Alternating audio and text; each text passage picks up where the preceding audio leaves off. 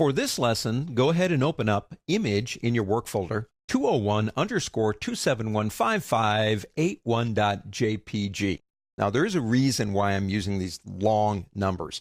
These are the locator numbers in Photospin for this particular image. And I have had students in the past say, I really like that image, but I'm having difficulty finding it. So I'm going to leave those locator names the same. What are we doing here? Well, we've done a photo shoot. We got a guy on a bike, and we got a woman over there in the background against a wall that's got graffiti on it. You spent a lot of time on this shot. You hired these people out. You got your lighting, got your crew out there. You show it to your client. And they say, lose the woman. I say, what are you talking about? That's part of the image. No, no, no. This is about a manly guy on a manly bike, and the woman is a distraction. Get rid of her. And you're thinking, yeah, well, she's part of the photograph. Well, let me show you a couple ways you might do this. Number one, if you pick up, say, your lasso tool. Now, my lasso tool allows me to make a selection just by clicking and dragging. Now, be generous on the sides. I mean, don't get really close, but don't go too far either. And do something, say, about like that. Okay, that's not too bad. I'm a little bit close here. So I'm going to hold the Shift key down, which allows me to add with this tool and add just a little in there. And you can always play around with this, but make sure you get her, and we did. Now, if you're on the background, just simply reach over and press the Delete key. That's backspace on a Windows system, delete on a Mac, and you will get this. Fill with what? Content Aware is what you want.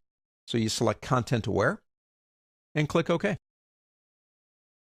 Not too bad, actually. If you didn't know she was there, you might not even notice this. You might think it's just part of the wall. That's fine. Let's go ahead, and I'm going to go into my history here, and I'm going to go back, and I'm going to bring her back to life. Okay, she's back. I'm going to leave the selection alone. Let me show you another way to do it.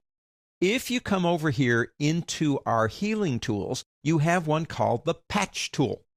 Go ahead and select that tool. Now, this tool allows you to make a selection, but we've already done the selection, so we don't really have to do it again with this tool. But there's one trick I found here that can really help you out. Before you actually do the patching, go up to the word Select on the pull-down menu. Now, we have a selection. Go into Modify, Feather.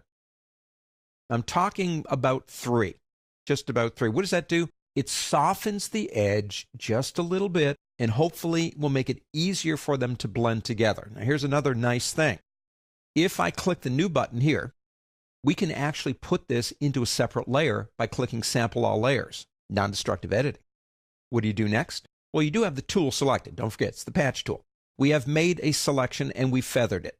Grab inside there with the blank layer selected, of course, and move it over to an area. Now, we are going to mess up those words in the back for sure, but that's all right.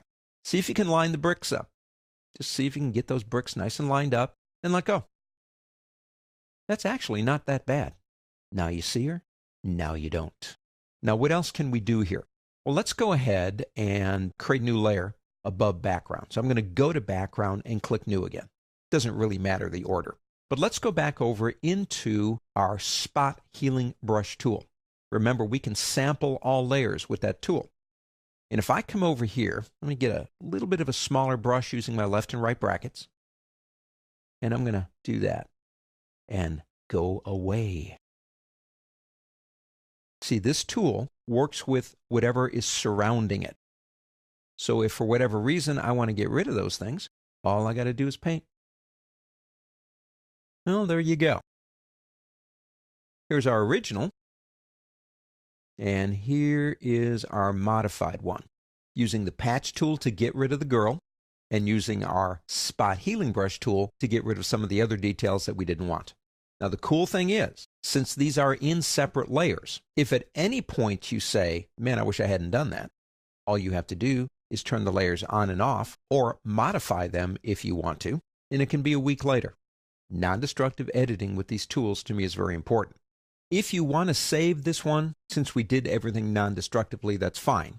But we will be using this image again later. So what I'm going to do is just get rid of the stuff that we did and close it out.